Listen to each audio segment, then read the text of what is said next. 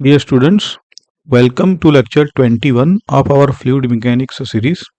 जिन लोगों ने भी लेक्चर 15 से लेक्चर 20 तक देखे हैं तो I would congratulate you all because fluid mechanics का जो हाइड्रोडायनेमिक्स पार्ट है वो हम आज उसको सक्सेसफुली कंप्लीट करेंगे.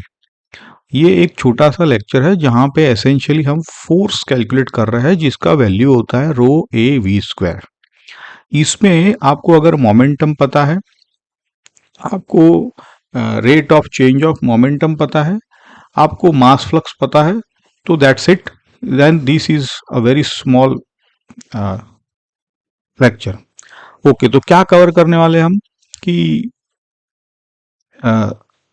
जो डिस्क अगर आपने रखी हो और वो ब्लॉक कर रही हो पानी को, तो उसके ऊपर कितना फोर्स लगेगा, ठीक है ना.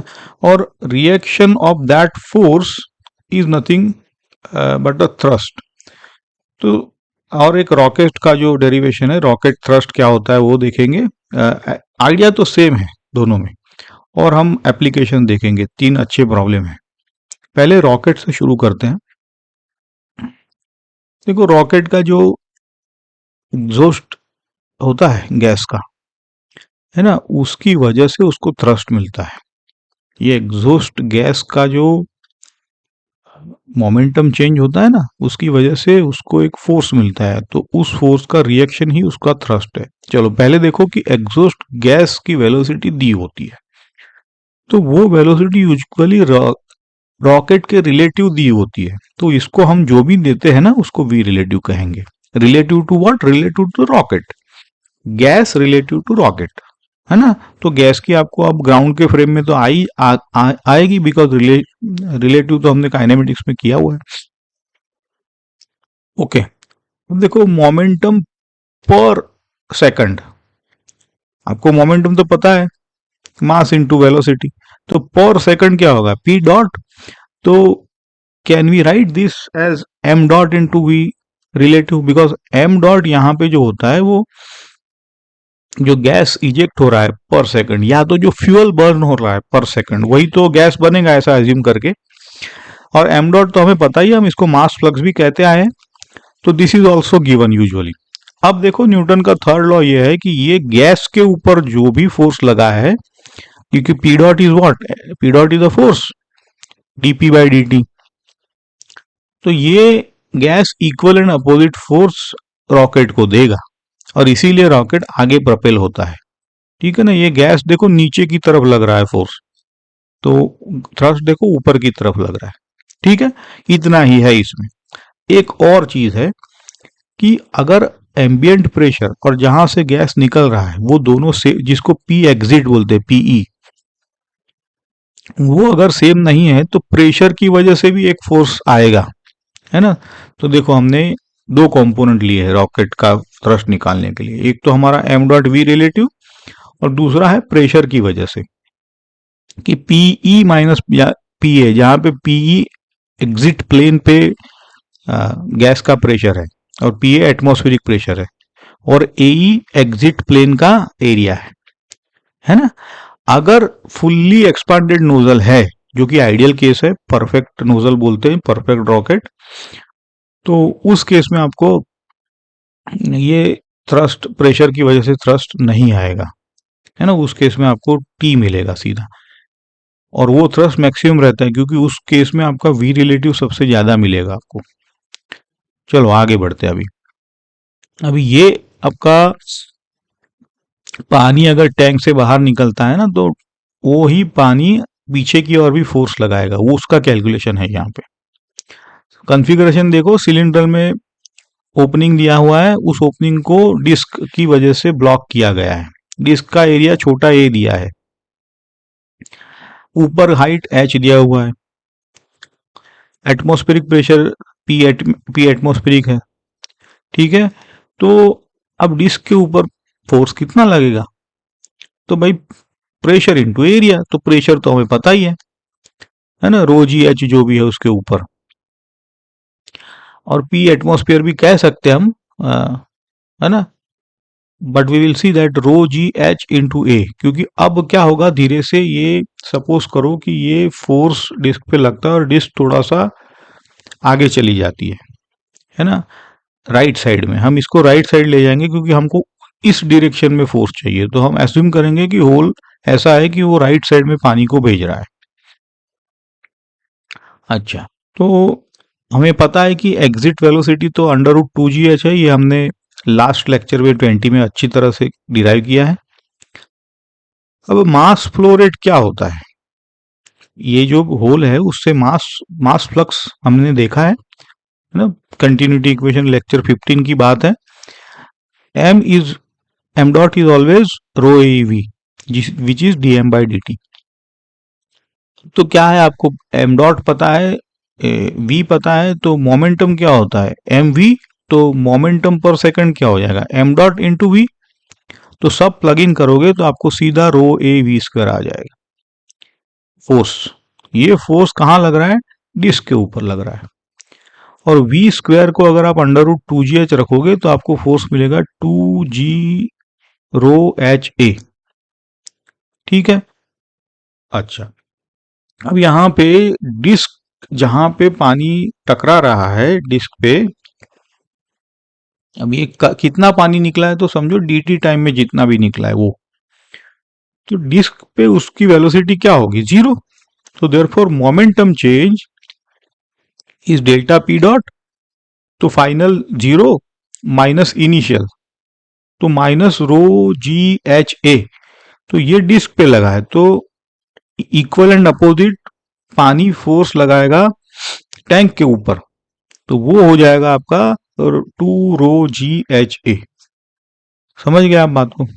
तो अब आपका इसको डायरेक्शन पता है कि ये टू रो जी एच ए जो है ना, वो टैंक के ऊपर लेफ्ट साइड में लगने वाला फोर्स है।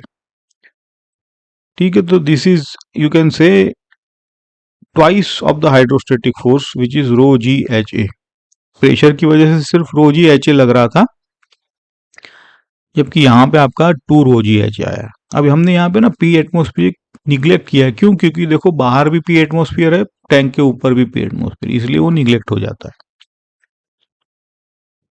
तो जनरल फॉर्मूला आप फोर्स की याद रखो, is always rho A v square, simple rho A v times v, है ना। तो ओके, और ये मोमेंटम चेंज से आता है क्योंकि फाइनल मोमेंटम जीरो था और initial momentum rho A v times v. Okay, आसान है। आप देखो हाइड्रोस्टेटिक रो जी एच ए है, तो आपको इतना ही याद रखना है कि आपका थ्रस्ट जो है वो हाइड्रोस्टेटिक फोर्स से डबल कर दो बस, तो आपको आसान रहेगा ये याद रखना, ये ट्रिक है। चलो अब प्रॉब्लम देखो कैसे है कि ए और बी पे आपको ये जो होल है उन दिए हुए है, एरिया दोनों का ए है, अपोजिट वॉल्स पे दिए हैं। आपको इनकी वजह से अगर पानी निकलेगा तो रिजल्टेंट फोर्स वेसल पे क्या होगा, है ना। ऊपर वाले होल की हाइट h2 दी है, तो और दोनों के बीच डिफरेंस h है, तो ऑब्वियसली नीचे वाली हाइट h2 प्लस h हो जाएगी। तो क्या ही करना है, आप दोनों की वजह से अगर निकालोगे तो नेट फोर्स आप निकाल ही सकते हो माइनस करके, है ना। माइनस इसलिए क्योंकि दोनों अपोजिट डायरेक्शन में फोर्स लगेंगे, but you will see that the result only depends on h, small h। Okay, reaction force A की वजह से हमें पता है रो ए वी स्क्वायर होता है, तो उसकी डायरेक्शन देखो। फिर बी की वजह से, अब ये डायरेक्शन अगर गलत भी है तो भी हमें इतना याद है कि दोनों की डायरेक्शन अलग अलग है, इसलिए हमें माइनस करना है। तो हमने जो बड़ा है उसमें से छोटे को माइनस किया है ना। बड़ा कौन सा है, बी, क्योंकि ऑब्वियसली उसकी हाइट ज्यादा मिल रही है। So we will apply this, F is equal to rho A v B square minus we A square. अब यहाँ पे वी बी और वी ए अलग अलग है, इसलिए हमने बर्नौली इक्वेशन लगाना पड़ा है ताकि हमें direct V B square minus we A square मिल जाए। समझ गए। और बर्नौली इक्वेशन तो हम लगाते ही आए 16 ऑनवर्ड सारे लेक्चर में। तो देखो यहां से जैसे मैंने कहा था कि फोर्स दोनों के हाइट डिफरेंस पे ही डिपेंड करेगा, विच इज आवर इंट्यूशन। तो फोर्स आएगा rho g h A 2 times u. ठीक है, चलो ये अच्छा प्रॉब्लम है यहाँ जहाँ पे आपको इंटीग्रेट करना पड़ेगा। जो रेट दिखाया है टैंक में, वहाँ वहाँ आपको वहां से लेके बॉटम तक आप इंटीग्रेट करोगे तब मिलेगा। देखो क्या है, वेसल की हाइट दी है। अब एक स्लीट है जिसका एल लेंथ दिया हुआ है, इन टू द पेज उसकी विड्थ भी दे दी है ना। और पूरा आ, आपको ये अगर स्लीट निकालो तो पानी बाहर आएगा, तो इसकी वजह से रिएक्शन फोर्स निकालना है। तो क्या करेंगे हम लोग, जब कभी भी ऐसा होता है तो हम तो इंटीग्रेट करते हैं, तो एक्स डिस्टेंस जाके आप डीएक्स का एक स्लीट एज्यूम करो। डीएक्स की वजह से तो फोर्स निकालना आता है, फिर आप पूरी स्लीट के लिए इंटीग्रेट कर दो, बस। इंटीग्रेशन की लिमिट भी आपको पता है, आप निकाल सकते हो डायग्राम से। तो एलिमेंटल एक्स ले लिया है जी, जिसपे वेलोसिटी होती है √2gx। ठीक है, एरिया इसका क्या है कि इनटू द पेज बी है इसकी, तो एरिया बी डी एक्स हो जाएगा। ठीक है, तो रो ए वी स्क्वायर होता है हमारा फोर्स, तो हमने रख दिया वो, और जो भी इसकी वैल्यूज है वो प्लग इन कर दी है। तो रो2 rho g b x d x आया है। अब क्या पूरे के लिए इंटीग्रेट करेंगे, कहां से कहां तक, तो भाई H-L से लेके आपको H तक। हाँ,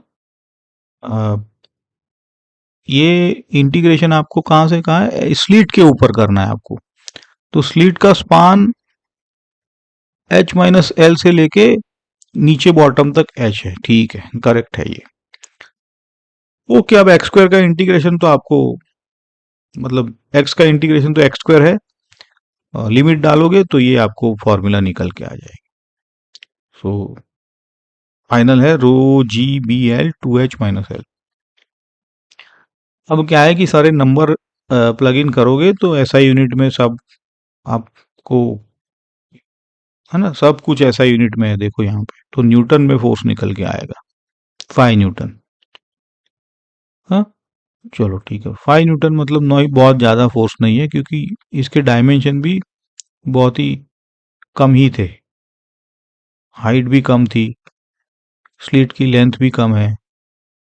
ओके, तो हम समराइज कर लेते हैं लेक्चर को, कि हमने रॉकेट थ्रस्ट देखा है कि m.v रिलेटिव लिखते हैं, है ना, क्योंकि जो भी वेलोसिटी दी होती है वो हमेशा by default with respect to rocket दी होती है। ओके, और ये प्रेशर टर्म की वजह से भी फोर्स आता है, तो हमने टोटल आपको रॉकेट, फिर डिस्क ब्लॉक करते हैं तो उसका फोर्स जो है वो सिर्फ हाइड्रोस्टेटिक फोर्स रो जी एच है, और उसकी वजह से थ्रस्ट मल्टीप्लाई बाय 2 कर दो। तो और अगर v दिया है तो सीधा रो ई वी स्क्वायर, दोनों आसान है याद रखने के लिए। तो प्रॉब्लम 1 में हमने इसका एप्लीकेशन देखा, 2 होल दिए हैं तो हमें 2 होल के बीच का h लेना है ना, 2 रो जी एच जो लिखता है उसमें सिर्फ ये। अगर पूरा वर्टिकल स्लिट दिया है तो उसको इंटीग्रेट करना होता है ना। I will not recommend to remember this formula, integration आसान है एकदम, don't worry about remembering this formula. General formula है रो ए वी स्क्वायर, भी आप याद रख सकते हो। और टैंक के ऊपर जो थ्रस्ट लगेगा वो फ्लो के अपोजिट डायरेक्शन में लगेगा। ठीक है, तो यहाँ हम हाइड्रोडायनेमिक्स का पार्ट सक्सेसफुली कवर करते हैं। अभी हम नेक्स्ट चैप्टर जो है विस्कोसिटी और सरफेस टेंशन पे डिस्कस करेंगे। So thank you and we will meet in the next lecture.